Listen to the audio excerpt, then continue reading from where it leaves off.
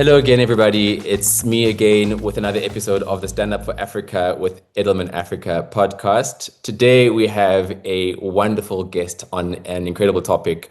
We know that this is a year of AI sort of permeating all of our workflows and permeating our industry. And today, I am a little bit nervous, but probably it'll go away. A little bit nervous because we've got Justin Westcott, the Chief Operating Officer for EMEA at Edelman. He also oversees the operational performance and strategic delivery for the entire region and a key player in spearheading the company's AI initiatives and transforming the business with cutting-edge technologies. There's a lot more that I could say about him, but that would probably take up the full podcast. And I would rather we get into the discussion. How are you doing today, Justin? Yeah, really good. Thanks for having me. Excited to have this conversation with you at this time. Yes, really, really looking forward to it. There's a lot to discuss. And, besides me being the host of this podcast, I'm also the ambassador for AI in the Africa region. So it is a topic that I speak about probably more often than I would like. Over time, I've been a kind of healthy skeptic, cautious optimist when it comes to this field. But I know that you are somebody who has, sort of staked your career on tech and AI.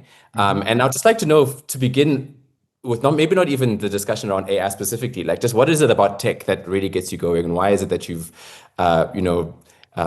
settled into that space?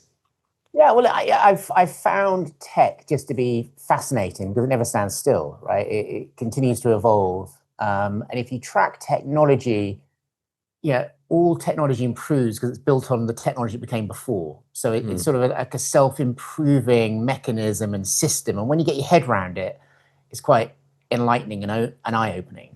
It's also fundamentally, I believe, what has really led to humanity and humankind progressing, right? The technology of the wheel to the printing press to the internet, now to AI, right? This is all part of our natural evolution. Other people more famous than me have often referred to our current species as more kind of like anthro-technologist, right? Like it's what differentiates us from our ancestors, and I find that really invigorating and interesting. Sadly, I was never, as mathematically astute as I needed to be a computer scientist, but I found it fascinating. So when I got into the world of communications, which I've now been doing for over 25 years now, technology was my sweet spot because I found it mentally stimulating, and I could see the impact of it, right? Both the good and the bad. I love that response. And I've never heard the term anthro-technologist before. And I suppose to an extent, we all are anthro-technologists in our own way. I think for me, certainly as a strategist, I think of myself as somebody who is, curious and inquisitive by nature, but almost also by job description. And so like understanding these terms of anthro-technologist, let me get it right. Yes, I probably butchered that as well, right? I mean, there's lots of different ways in which you can sort of think about how important now to the human evolution is actually our ability to build, manipulate tools, technology, right? And actually that is a key differentiator from our other lineage of ancestors, right? Of course. Early humanoids, Neanderthals. Love that. So I'm going to go on a bit of a Wikipedia deep dive into that topic after Good. But yeah, you mentioned 25 years in communications and having been in tech this entire time. I mean, now having so much knowledge about the field of tech and communications together, we're now sort of at this cusp of the AI revolution. We're probably already over the line with that. Why do you think communications, or rather, why do you think AI matters in communications now? And how is it different to tech advancements that came before in this field? Well, I'd probably go back a little bit to when the way you framed the question. We are still in the early days, right? We are, my belief, just in the foothills of what is and will be a paradigm shifting technology. That when you have these paradigm shifting technologies that don't really come around often, fire, right? Yeah.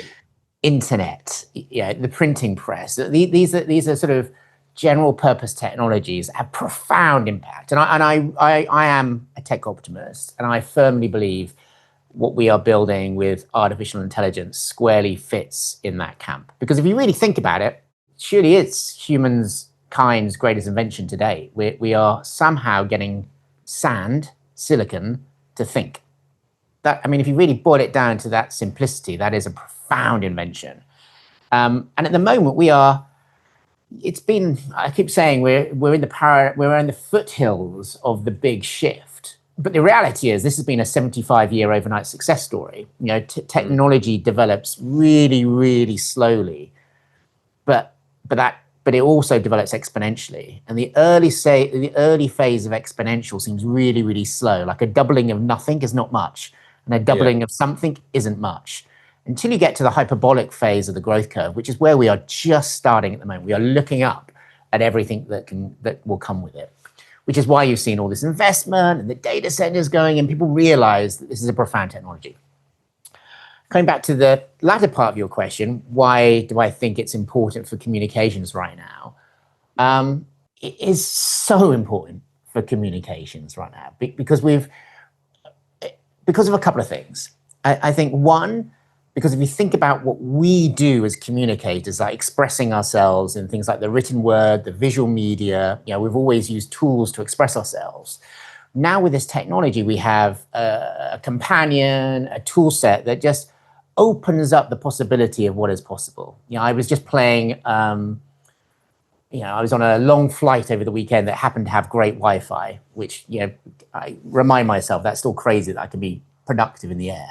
Yeah, Wi-Fi. But during that moment, using AI, I was able to also, without any technical skills, code up a new website, build an application, create a bunch of visual assets for it, and create a load of text to support my efforts there, all whilst flying at 40,000 feet. This is crazy. If I was to try to do that 20 years ago, it would have been impossible. A, there's no Wi-Fi, but B, if you wanted a website, an app, it would have taken hundreds of people and a huge amount of investment to do that. So from a communication perspective, we've got a tool now that democratizes the ability to create. And that is quite interesting, because what is communication but expressing yourselves through creation? And at the same time, on the flip side, communication is always about delivering a message through a medium to reach an audience. And to do that, you also have to understand how our world of our audiences is changing. And AI isn't just an application. From a technology perspective, it's reimagining every part of the tech stack, from the servers to our mobile phones to the hardware to the software. And that will lead to, and it's already leading to, new behavior from consumers. So we're already starting to see a huge amount of traffic move away from traditional Google search. That's right. Because why search for something when you can ask for an answer? So consumers going directly. We're also seeing AI play the role of curator. Synthesizing the world's information, the news sources, culture information, and giving individuals a more curated experience of the world. Our audience's behavior is changing. We as communicators therefore need to meet that moment, and AI fortunately enables us to express ourselves in new and many new ways to reach that audience. That's a lot that you said, and as I mentioned, you say that you're a tech optimist, whereas I call myself a healthy skeptic, and I would just like to double click on that response, specifically just Please. Around, obviously there's so much opportunity. You speak about precision, creativity, efficiencies and whatnot, but then there's also so much risk associated as well. And just understanding that we are obviously not only changing the way that we're communicating or carrying a message across, but the way that people are receiving the message is also changing. And so like the role of influence is also being impacted. So I'm just curious to know what your sort of thoughts are around how AI is shaping specifically things like trust. I mean, we're the agency of trust, and obviously trust is linked to things like reputation, and of course there's hallucinations. You touched on the changing ways of people discovering and searching. Just how do you think AI is shaping who and what people trust? and potentially what might we need to be doing better in order to manage that?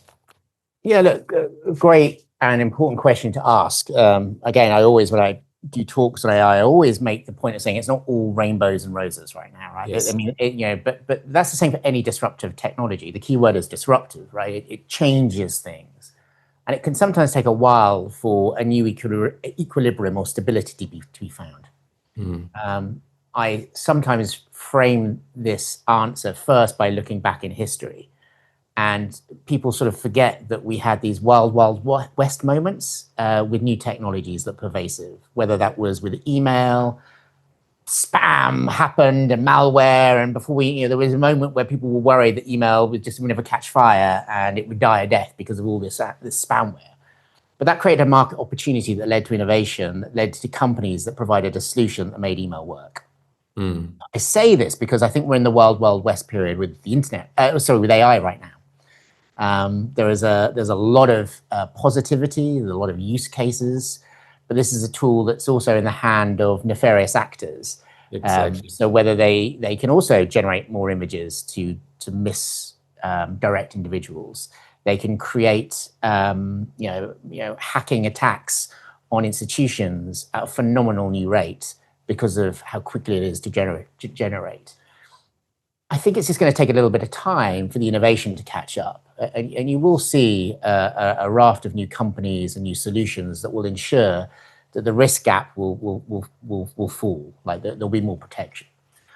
But that takes a bit of time. So we are in this period where it's even more importance on communicators and individuals in Edelman and in our clients to have a good taste for what is real.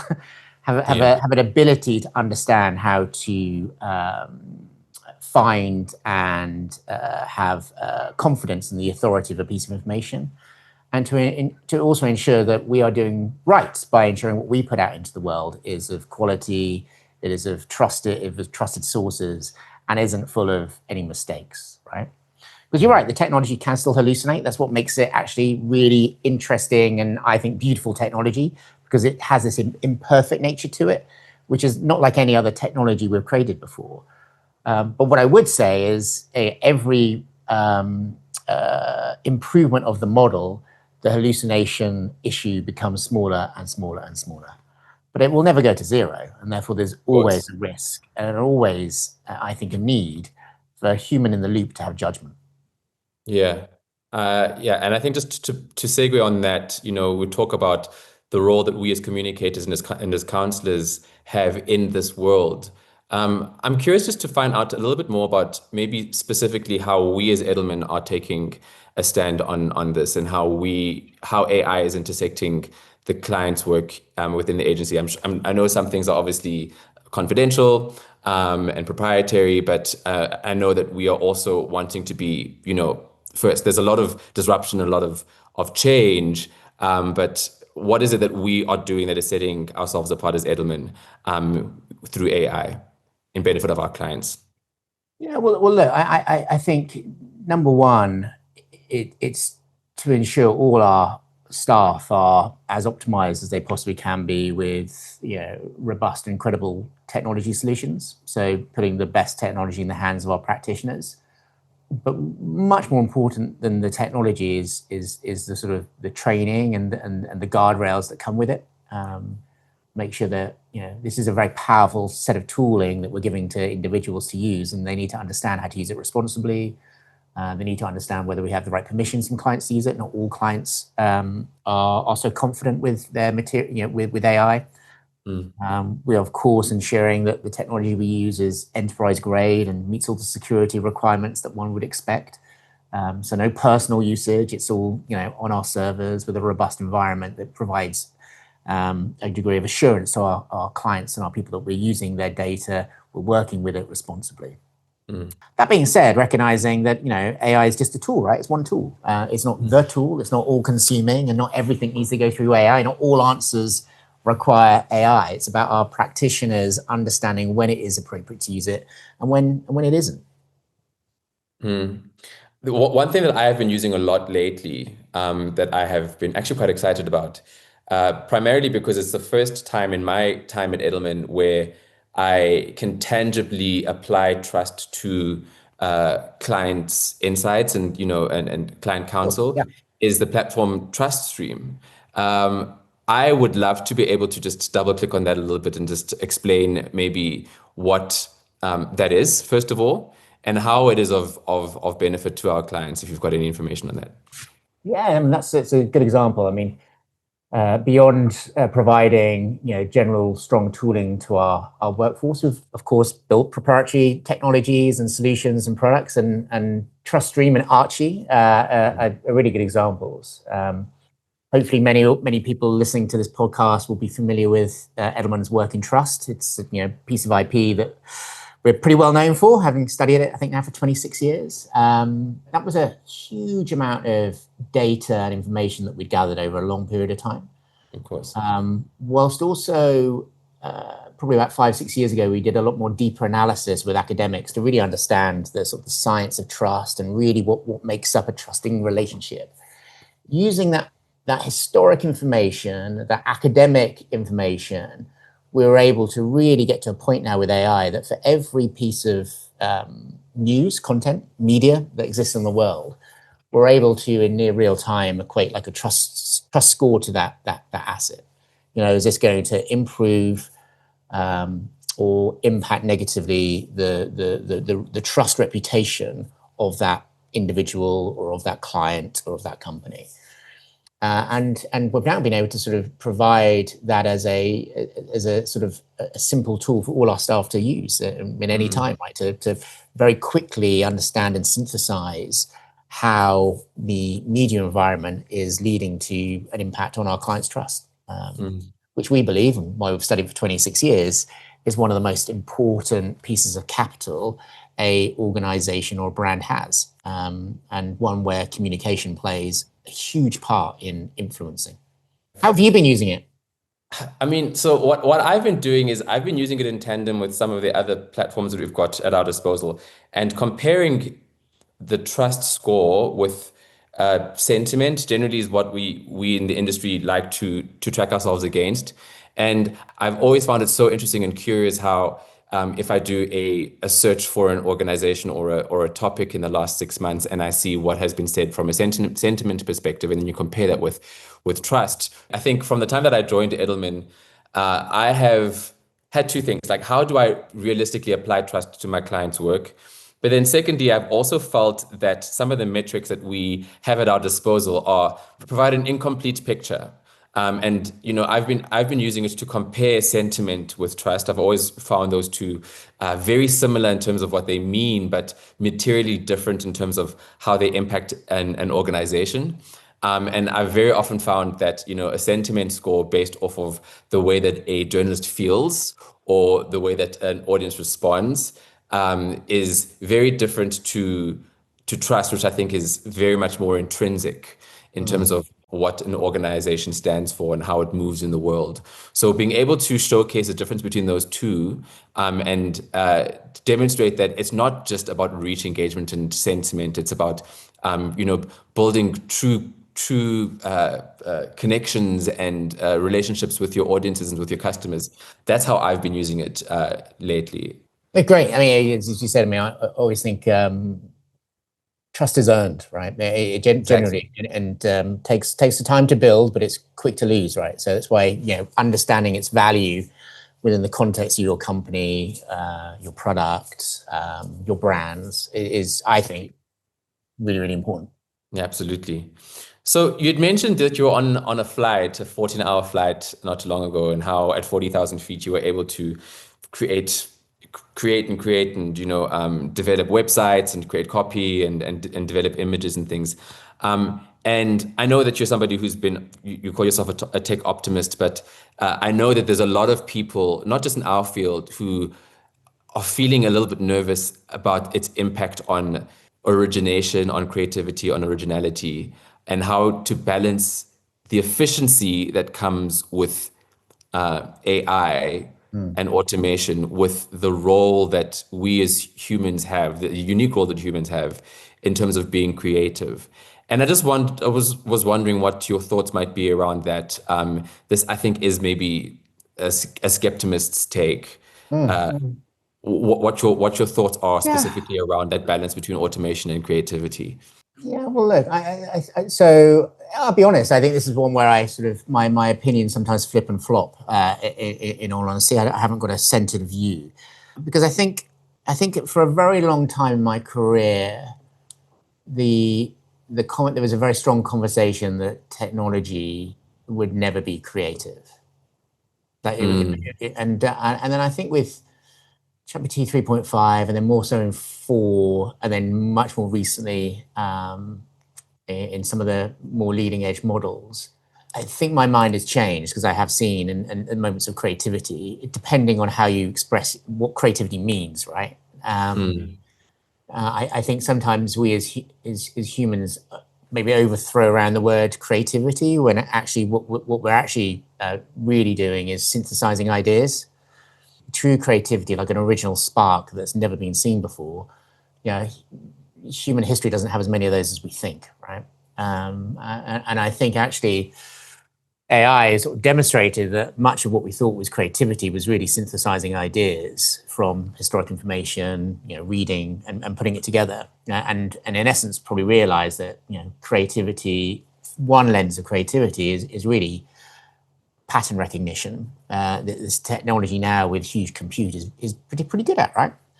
And so I have a view that actually I think this is going to be a great help to people that either struggle to get their creative ideas made or thought, and then a real asset to people that are already seen as being great creative because they now have a partner, a technology that can help them just express way more ideas, help synthesize way more ideas than they've ever had before, if it's directed well. And I do still think right now there is real advantage to people who've got some degree of expertise.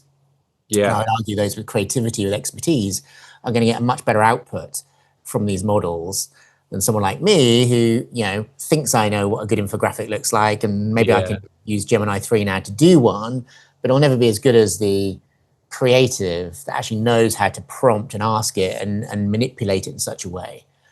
So I do think I just think this democratizes creativity, and I'm a tech optimist because I believe in technology democratizing access to new things. I really like that take. I've had a conversation with a friend of mine outside of this field, outside of the communications field, who has really felt as though his career and his role is kind of going into obsolescence. But the way that you framed it has raised two things. I mean, for me, the first is the saying that nothing is new under the sun. And the second is, of course, that art is derivative. All art is Absolutely. derivative in some way. But at the end of the day, those who are able to elevate art are those who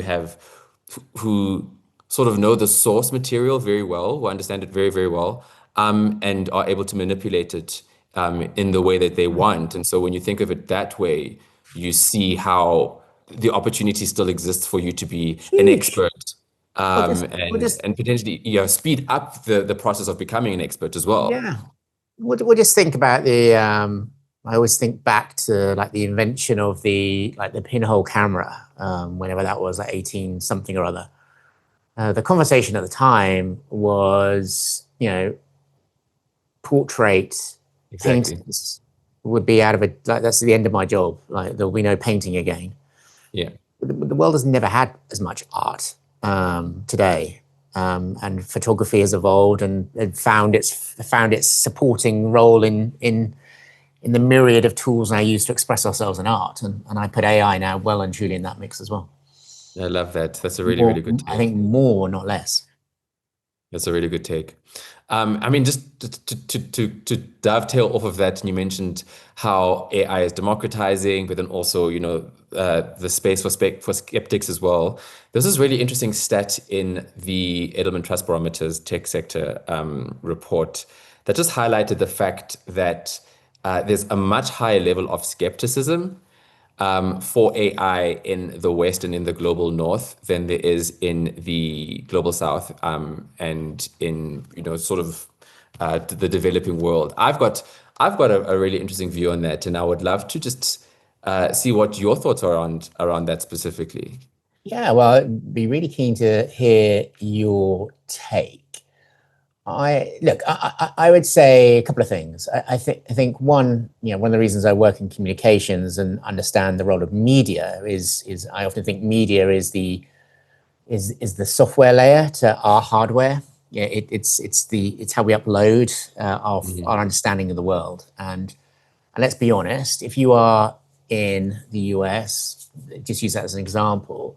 Yeah, AI for however many years now has been framed through more, let's say, mediagenic headlines. You think of the Terminator, you think of the end of the world, you think of Yeah. great joblessness, and it's probably just because the old adage is if it bleeds, it leads. Negative stories and headlines are more sensationalist, get more clicks, get more published. So our programming to AI, perhaps over the last 10 years or so, has been more kind of negative through the media lens, and I think that's showing up a little bit in this notion of a lack of uncertainty. At the same time, I do think the technology companies themselves have could improve the way they're communicating around this. I think at the moment, because it's happening so fast, they're struggling to convey a really compelling future that people can see themselves in. Whereas if you look at the, let's say, developing world, or in China, where there's a much higher sort of trust and excitement for it, is because this technology is being framed in a more positive light. Mm. The media there might not be as free, but the programming that people are receiving is one of how AI will help that nation rise, the jobs it will create, the economic benefit, the new wealth creation. And then if you're in let's say a younger, more developing economy, perhaps like where you guys are in Africa, there's a real sense, I think, of the opportunity this creates, to leapfrog, get more done with less, have an idea, make it, create it, get it out into the world. It's seen as a more, I think, positive opportunity technology. Absolutely. And I think I share those exact same sentiments. I think just maybe have not thought about it through the lens of how the media has framed this skepticism. But I mean, we also just see so much about, job losses. Amazon is culling 14,000 jobs this week, and then, Facebook is cutting 9,000 jobs the next week. And there's obviously this huge scale up that happened because of COVID that is now maybe being course corrected. And a lot of the white collar jobs that are potentially at risk and middle management being potentially at risk. Then you compare that to the optimism that I think we as people in the global south, and interestingly enough, South Africa is kind of in a happy medium, it's like slap bang in the middle of this scale. I think the reason why we have a different approach to it is because of how technology has historically impacted our lives. Yeah. The example and the analogy that I was using it in a different forum was to say how in Japan and in Germany you have got perfect roads and lights that are always on, and governments that work and all these other things, and you might not have the same experience or life in Africa, but a 100 meg line in Tokyo is exactly the same as a 100 meg line in Nairobi. Yeah. And so because of that, just the internet is the same everywhere. You're talking about democratization. And we've got so many examples of just having a piece of tech in your hand being revolutionary for people's lives in the continent. And so as a result of that, the view that they have around this new tech is very, very different. So that is kind of the way that I see it. Yeah. I mean, I think if you think about Africa particularly, I always sort of think back about how it sort of leapfrogged slightly the old kind of copper line telephony and internet and went straight to mobile, and the innovation that you saw in things like M-Pesa, which was well ahead of anywhere Exactly. else in the world, right? Where you start to see new behaviors form from an audience that didn't really have as much of the old world, so they could leapfrog to the new world. And I do think Precisely. with AI on top of mobile, I think it must be really exciting, I think, for Africa, as this technology is as democratized as any before, and still there's probably access issues, granted, and I still think there'll be issues probably around things like not getting too complicated, inference access, access for data centers as the demand rises. It's like how can Africa make sure it doesn't get left behind there, and has the access to its huge population as the inference levels go up. But with that, it's never been as easier to start something. Absolutely. And I always think every generation of technology just lowers the barrier to entry, which Absolutely. is why I think you talked about the job loss issue, which again, people always can feel it. I still think quite a lot of those ones that have been advertised haven't really been about AI per se. But I also think sometimes you've got to step back and look after a long enough horizon and understand where technology is played. So, if I take kind of a long enough history, it wasn't that many years ago that most people listening to this call or on this call would be working in very rural jobs, probably 6, if not 7 days a week. And through every generation of technology, we reduce the amount of how hard the labor is and how long the labor is, and we create more companies that are smaller in size that create economic value.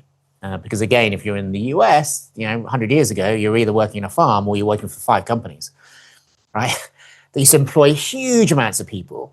But because technology like mobile access, cloud, now you've got AI, like you used to create a business in the 80s, you needed a mainframe computer, huge office space, loads of people. But with technology, it just makes it easier. So I do think that we are about to see a Cambrian explosion of new company creation that will be smaller in size but create great economic value. You're going to see a huge amount of personal innovation as people figure out what they can do with these tools to build audiences, build new products, come up with new innovations. I do believe we're about to see this technology hit the world of scientific research and discovery. I'm excited about that. Which will lead also to new economic opportunities, because that will lead to new companies, new value. We're in the early innings, and I think a lot is going to change. And I think it will change for a net positive for humankind. I agree. I mean, just to think about us becoming even more entrepreneurial on the back of this, we already are quite a tenacious and resourceful continent, and for that sense or that sort of culture to become more commonplace around the world is something to be really, really excited about. We've got a few more minutes left, and I've got maybe 2 questions just to finish us off. The first of which is just around if there are any examples, and I can only think of one personally, of brands and clients that are really thriving in this space. We talk about entrepreneurialism and beginning the new opportunities that are coming with AI. Are there any examples that you can think of where you've really been impressed by the way a company has maybe innovated through AI or potentially even communicated through AI? Well, I would step back and say every company today in some ways innovated with AI already. In the grander scheme, I think we're talking about generative AI, so this sort of AI in the last sort of 3 or 4 years. Then again, I think we're still in the fairly early innings. I think we sometimes forget that technology hits consumers much faster than it can be shown up in business. But I think you start to see some of the interesting stuff happen through like consumer-facing brands, because they're trying to meet the consumers where they are in the moment. So I thought it was very brave for an organization like Coca-Cola to do its winter ad through AI. Iconic assets created. Was it perfect? No. Did it get lots of kind of backlash online? Yes. But actually, for the general consumers, they probably didn't really know, right? And that's quite interesting that you could sort of express yourself in that way and create more assets and do more with your advertising dollars. I think on the sort of B2B side, I think it's been quite interesting to see some brands innovate. I think Klarna is quite interesting one to look. They did a sort of a synthetic deep fake of their CEO, which they now use for all their quarterly earnings, right? Which I think if you're a comms person, oh my God, that's a dream. The CEO will say exactly what you need them to say because you wrote the script and it will be delivered. But I don't know if you've seen any of them recently, but look at it. It's uncanny. It's him and his voice, but it's synthetic, right? That's just a early form of innovation. I've seen things like, I think it was Virgin Cruises did a really interesting kind of personal marketing campaign, right? If you think about what AI enables you to do, it's personalization at a scale like never before if you have good first party data. So this was where they were, they partnered with Jennifer Lopez, deepfake Jennifer Lopez, with her permission, and every single person got a personal invitation from Jennifer Lopez in the video. That's incredible. That's the kind of scale of creativity you can do. And so many others. I think we are generally, though, in that kind of pilot experimentation phase. What was the example you were thinking of? Yeah, I'll tell you in a second, but I really loved the two that you mentioned, the Klarna example, which I haven't seen, as well as this JLo example with the deepfakes and the generative AI. I think it's also one of those two examples just kind of show how we are on the cutting edge and also like hanging in a balance in terms of what is opportunity and what is risk, because obviously it's such a pity that it's called a deep fake because it immediately makes you feel that it's negative. And I shouldn't have really used that language. I think that was just more because in essence it is an avatar. It's because it's with permission. Yeah. It's the same technology that people use for deep fakes, right? So it's become a little bit of a shorthand for and then having to balance that with the power of avatar / deepfakes and persuasion and influence in the negative sense. I mean, we can go and have a different podcast about that specifically. So really being able to regulate and understand how the benefits are also mitigating the risks that we have in the space. So the one that I had specifically was the work that we did on Dove as Edelman actually in the last year and a half around the Let's Change Beauty and the Real Beauty campaign last year, where they had in sort of the converse of the Coca-Cola example, how they have committed to not use AI at all in their ads, and been able to understand, to communicate that they understand that this is the world of AI and generative AI, and there's a lot of benefits thereof, but they will continue to ensure that in their advertising they will not use AI at all. And I mean it's a really bold stand to take. And just one of those that I thought was a really delicate balancing act that was I think handled quite effectively.